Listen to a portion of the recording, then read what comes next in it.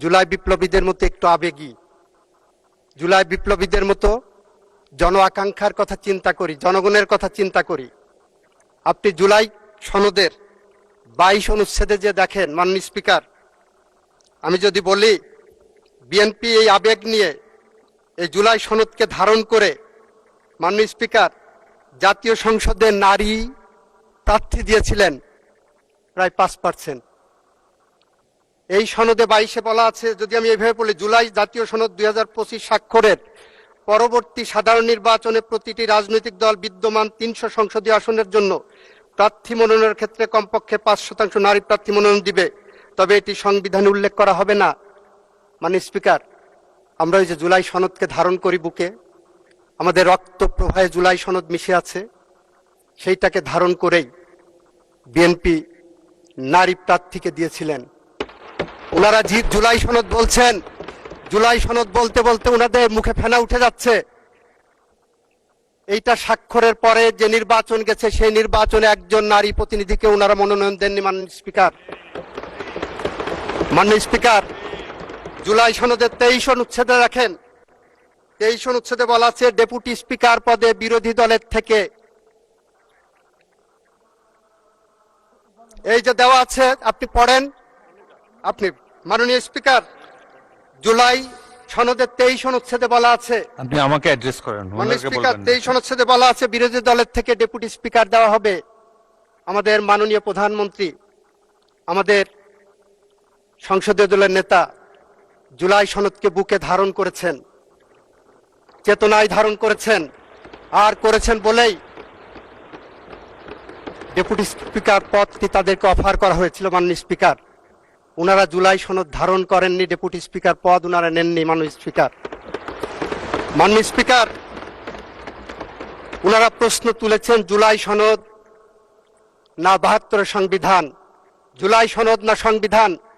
মাননীয় স্পিকার, আমাদের 1972 সালের যে সংবিধানের আলোকে এই সংসদ রচিত হয়েছে, গঠিত হয়েছে, সেই 72-এর সংবিধানের সাথে বাংলাদেশের লাখো শহীদের রক্তের ঋণ জড়িয়ে আছে। সেই সংবিধানের সাথে লাখো মামুনের ইজ্জত এবং সম্ভ্রম জড়িয়ে আছে।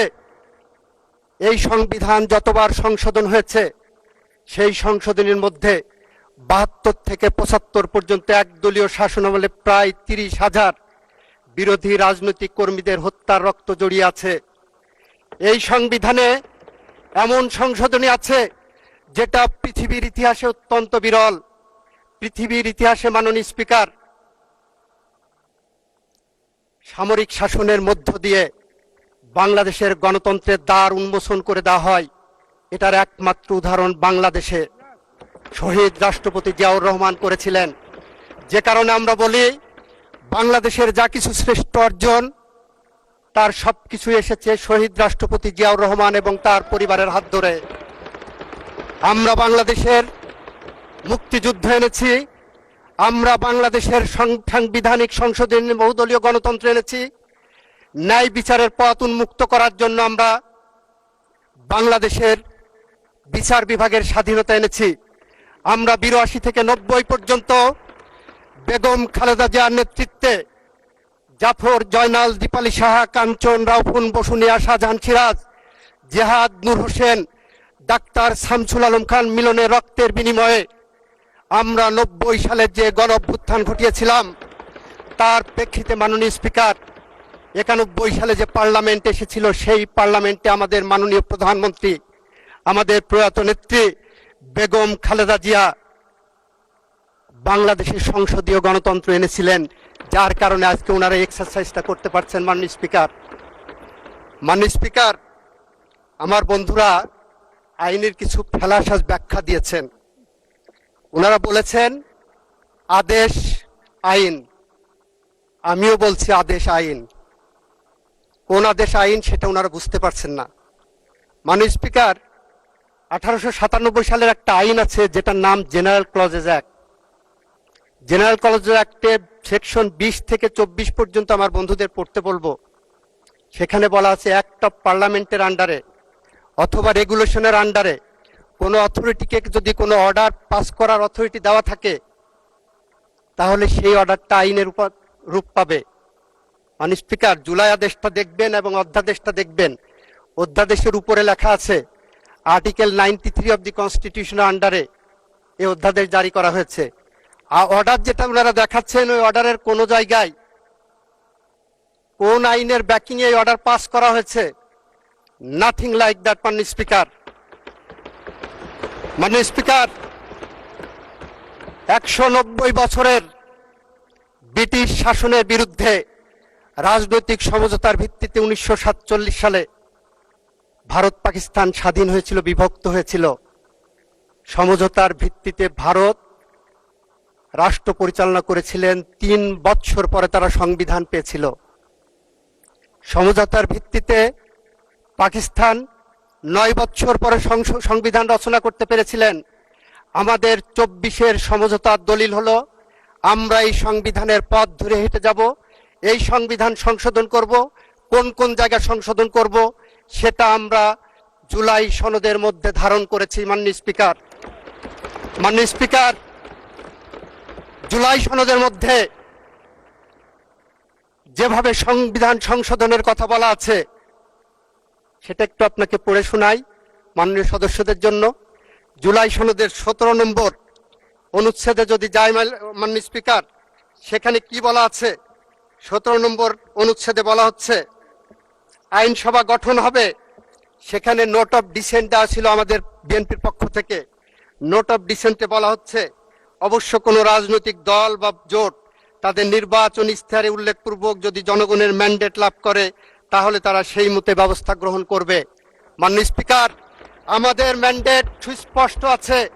আমাদের নির্বাচন ইশতেহার অনুসারে আমরা জুলাই সনদকে একসাথে পড়ে আমরা এগিয়ে যাব, সংবিধানকে সামনে রেখে সংবিধান আমরা সংশোধন করতে বদ্ধপরিকর। মাননীয় স্পিকার, মাননীয় স্পিকার, আমাদের এখানে অনেকেই বলেছেন গণ অভ্যুত্থান নয়, এটাকে বিপ্লব ডাকতে হবে। মাননীয় স্পিকার, জুলাই সনদের 38 নম্বর পেজের আপনাদেরকে দৃষ্টি আকর্ষণ করছি।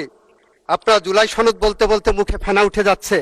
এখানে 1 নম্বর প্যারাগ্রাফেই অঙ্গীকারনামার 1 নম্বর প্যারাগ্রাফে বলা হচ্ছে 2024 সালের জুলাই আগস্টের গণ অভ্যুত্থান। আপনারা ভালো করে দেখেননি কেন আমি হবস, লক্স, রুশোর কথা বলেছিলাম? মাননীয় স্পিকার, আইন হলো একটি সামাজিক চুক্তি। ষষ্ঠদশ এবং ষোড়শ শতাব্দীতে সুইস দার্শনিক রুশো, ব্রিটিশ দার্শনিক লক, হবস বলেছেন মানুষ কিভাবে শাসিত হবে, কিভাবে চলবে তারা নিজেরা সামাজিক চুক্তির মাধ্যমে নির্ধারিত করবেন। সেই সামাজিক চুক্তির ফরম্যাট হলো এই যে সংসদে বসেছি আমরা, এই যে আমাদের গঠনতন্ত্র সংবিধান, এইটাই আমাদের সেই সামাজিক চুক্তি। মাননীয় স্পিকার, মাননীয় স্পিকার, আপনার দৃষ্টি আকর্ষণ করে বলছি 1972 সালে 1971 সালে 9 মাস রক্তক্ষয়ী সংঘর্ষ হয়েছিল। 72-এর যে সংবিধান, যুদ্ধোত্তর বাংলাদেশের সেই সংবিধান কিন্তু কোনো বাংলাদেশের পার্লামেন্টে রচিত হয়নি। বাংলাদেশের বিজয়ী জনগোষ্ঠী নির্ধারণ করেছিলেন যে 70-এর নির্বাচনে পাকিস্তানি সংবিধানের আন্ডারে যারা নির্বাচিত হয়েছিলেন তারা বসে একটি সংবিধান পরিষদ গঠন করবেন। সেই সংবিধানের আলোকেই সেইভাবে আমরা সংবিধান রচিত করেছি। আমাদের 24-এর গণ অভ্যুত্থানের এই বিষয়টাকে 24-এর জুলাই সনদটাকে আপনারা বড়জোর তুলনা করতে পারেন 90-এর গণ অভ্যুত্থানের 3 জোটের রূপরেখার সাথে। 3 জোটের রূপরেখায় ছিল এরশাদের পতনের পরে প্রধান বিচারপতি রিজাইন করে এসে উনি অস্থায়ী রাষ্ট্রপতি হবেন। 3 জোটের রূপরেখায় ছিল উনি প্রধান বিচারপতি পদে ফেরত যাবেন। 3 জোটের রূপরেখায় ছিল বাংলাদেশ পার্লামেন্টারি ফর্ম অফ গভর্নমেন্টে যাবে। ইয়েস, ইট ইজ বিএনপি যে তার রাজনৈতিক অঙ্গীকার রক্ষা করে 1991 সালের পার্লামেন্টের পরে জাতীয় সংসদের সংশোধনী এনেছেন। মাননীয় স্পিকার, মাননীয় স্পিকার, আমরা আপনার সামনে বলতে চাচ্ছি, আপনার মাধ্যমে সংসদকে বলতে চাচ্ছি, আমরা যেমন জাফর, জয়নাল, জিপালশা, কাঞ্চন, রাউফুন, বসুনিয়া রক্তের কাছে ঋণী, আমরা যেমন 72 থেকে 75 আসাদ, বাচ্চু, মাসুদ, হারুনের কাছে ঋণী। আমরা যখন 24-এর গণ অভ্যুত্থানের আবু সাইদ, মুগ্ধ, আনাস, ওয়াসিমের কাছে ঋণী, ঠিক একইভাবে আমরা এদেশের 30,000-এর মতো পঙ্গু জুলাই যোদ্ধাদের কাছে ঋণী। আমরা বিশ্বাস করি ফ্যাসিস্টদের বিদায়ের জন্য শুধুমাত্র গুটি কয়েক আমাদের মতো রাজনৈতিক কর্মী এখানে আসেনি। ফ্যাসিস্টদের বিদায়ের জন্য দীর্ঘ 17 বছর বাংলাদেশে বিএনপির উপর এবং আপনাদের উপর স্টিম রুলার চলেছে। আপনারা যদি নির্যাতিত মানুষের মুখচ্ছবি খুঁজেন, তাকিয়ে দেখেন আমার পার্লামেন্টের সংসদ নেতা বাংলাদেশের নির্যাতিত মানুষের প্রতিচ্ছবি। মাননীয় স্পিকার, আমার সময় শেষ হয়ে যাচ্ছে। আমি মন্ত্রী হিসাবে আপনার কাছে আরেকটু সময় বাড়িয়ে দেওয়ার জন্য অনুরোধ করছি, কারণ 15 মিনিট সময় দিয়েছেন আমাকে। আমি একটু সময় চাচ্ছি মাননীয় স্পিকার। মাননীয় স্পিকার, আপনি 2 মিনিটের মধ্যে আপনার বক্তব্য শেষ করেন, কারণ বিরোধী দলকে একটু বেশি টাইম দিতে চাই আমি। অলরেডি আপনি 15 মিনিট শেষ হলে 1 ঘন্টা বলা হবে আপনার। আচ্ছা, 3 মিনিট, আর 3 মিনিট বলেন। বিরোধী দলকে একটু বেশি টাইম দেন মাননীয় স্পিকার। বলতে বলতে তো 1 মিনিট, চাইতে চাইতে তো 1 মিনিট চলে গেছে মাননীয় স্পিকার। আচ্ছা, ঠিক আছে, দেন 5 মিনিট। তাহলে বিরোধী দলকে মাত্র আমি 1 মিনিট সময় বেশি দিলাম। মাননীয় স্পিকার, আমাদের চেতনার উৎস শহীদ রাষ্ট্রপতি জিয়াউর রহমান, আমাদের প্রেরণার উৎস বেগম খালেদা জিয়া, আমাদের সাহসের বাতিঘর আমাদের এই মহান সংসদের নেতা আমাদের মাননীয় প্রধানমন্ত্রী তারেক রহমান।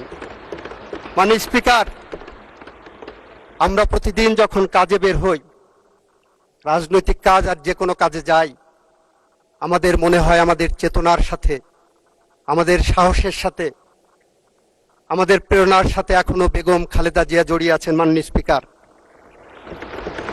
আমরা বিশ্বাস করি আমরা যারা বেগম খালেদা জিয়ার সাথে রাজনীতি করেছি এই বাংলাদেশে, আমরা বিশ্বাস করি বেগম খালেদা জিয়া 7 আসমানের পাশে দাঁড়িয়ে বলছেন, চলে যাওয়া মানে প্রস্থান নয়, বিচ্ছেদ নয়, চলে যাওয়া মানে নয় বন্ধন ছিন্ন করা আর্দ্র রজনী, চলে গেল আমার অধিক কিছু থেকে যাবে আমার না থাকা জুড়ে। মাননীয় স্পিকার, সত্যিই তাই। কবি রুদ্র মোহাম্মদ শহীদুল্লাহর মতো বেগম খালেদা জিয়ার এই প্রেরণা আমাদের প্রেরণার উৎস হয়ে আছে। আমরা তাই বলছি, আইনের ভুল ব্যাখ্যা নয়। মাননীয় স্পিকার, আমাদের এক বন্ধু প্রশ্ন করেছেন, যতক্ষণ পর্যন্ত এটা আল্ট্রা ভাইরাস ডিক্লেয়ার না হবে ততক্ষণ পর্যন্ত this is a valid law. মাননীয় স্পিকার, এই আদেশ কোনো লই না, এই অধ্যাদেশ it is a colourable exercise, colourable legislation, যেটাকে আইনের ভাষায় বলা হয় this is a fraud on the constitution. This piece of legislations are committed a fraud on the constitution. কনস্টিটিউশনে যে পাওয়ার দেওয়া নাই সেই পাওয়ার এখানে এক্সারসাইজ করা হয়েছে। এই পার্লামেন্ট সার্বভৌম পার্লামেন্ট, এই পার্লামেন্টকে কোনোভাবেই কোনো আইন দিয়ে বাধ্য করা যায় না। মাননীয় স্পিকার, মাননীয় স্পিকার, আর অর্ডারের ফেট তো বলেছি, সাংবিধানিক কোনো অর্ডার দেওয়ার ক্ষমতা বাংলাদেশ সংবিধানের 4th তফসিলের মাধ্যমে বন্ধ করে দেওয়া হয়েছে। কারণ যখন সংবিধান ছিল না মাননীয় স্পিকার, তখন প্রেসিডেন্ট অর্ডার পাস করতে পারতেন। যখন মার্শাল লর সময় সংবিধান থাকে না, তখন সাসপেন্ডেড থাকলে অর্ডার পাস করতে পারতেন। কিন্তু যখন সংবিধান থাকে, আমাকে প্রশ্ন করা হয়েছে, মাননীয় অ্যাটর্নি জেনারেল, আপনি কোন ক্ষমতা বলে অ্যাটর্নি জেনারেল দায়িত্ব পালন করেছিলেন? যে ক্ষমতা বলে এনসিপির বর্তমান চেয়ারম্যান শপথ নিয়েছিলেন, ওই ক্ষমতা বলেই আমি দায়িত্ব পালন করেছি। মাননীয় স্পিকার, আমার বন্ধুদের বলতে চাই, এই সংকটময় অবস্থায় রাষ্ট্রপতির সামনে রাষ্ট্র রক্ষা করার একটা দায়িত্ব ছিল। আর্টিকেল 64 যদি ওনারা পড়ে দেখেন, আমি অনুরোধ করব, attorney general is for Bangladesh, not of the government of Bangladesh. এই বাংলাদেশকে সঠিক পথে ডাইরেকশন দেওয়ার জন্য I was appointed as the Attorney General for Bangladesh. Article 64টা একটু পড়ে দেখতে বলবো। মাননীয় স্পিকার, আমি পরিশেষে বলবো আমাদের মাননীয় স্বরাষ্ট্রমন্ত্রী একটি প্রস্তাব দিয়েছেন। বিরোধী দলের নেতাও কিন্তু ইনডিরেক্টলি প্রস্তাবটা গ্রহণ করেছেন। উনি বলেছেন সদস্য সংখ্যা 50-50 হলে ভালো হয়। মাননীয় স্পিকার, বিচার মানেই তালগাছটা আমার। 219 জন সংসদ সদস্যের প্রতিনিধিরা পাবেন 50%, 77 জনের প্রতিনিধিরা পাবে 50%। এটা কোথায় আছে মাননীয় স্পিকার? পৃথিবীর কোন জায়গা আছে? এটা কি বৈষম্য না? এটা কোন আইনে আছে? সেই কারণে আমি বলবো আমাদের মাননীয় স্বরাষ্ট্রমন্ত্রী যেটা প্রস্তাব করেছেন, একটি সংসদীয় কমিটি গঠন করার জন্য, বিশেষ কমিটি, সেই কমিটি সংবিধান সংশোধনের জন্য যে বিশেষ কমিটি গঠন করার প্রস্তাব করেছেন, মাননীয় বিরোধী দলীয় নেতাও যেটাকে অ্যাকসেপ্ট করেছেন। আপনি একটি কমিটি গঠন করে দেন, এই সংসদ একটি কমিটি গঠন করুক, সেখানে আমরা সবকিছু আলোচনা করে চুলচেলা বিশ্লেষণ করে জুলাই সনদের পথ ধরে আসেন আমরা এমন একটি সংশোধনী আনি, যে সংশোধনী বাংলা। ধন্যবাদ মাননীয় মন্ত্রী। অত্যন্ত প্রাণবন্ত আলোচনা হয়েছে। মাননীয় বিরোধী দলের নেতা জনাব মোহাম্মদ শফিকুর রহমান কর্তৃক উত্থাপিত কার্যপ্রণালী বিধির 62 বিধিতে আনত মুলতবি প্রস্তাবটির উপর আলোচনা এখানেই শেষ হলো। মাননীয় সদস্যবৃন্দ, সংসদের বৈঠক আগামী 1 এপ্রিল 2026 18 চৈত্র 1432 তারিখ রোজ বুধবার পর্যন্ত বিকাল 3:30 ঘটিকা পর্যন্ত মুলতবি করা হলো। ধন্যবাদ সবাইকে, আপনাদের সহযোগিতার জন্য ধন্যবাদ। বাকি কথা থাকলে আগামীকালকে শুনবো। ধন্যবাদ।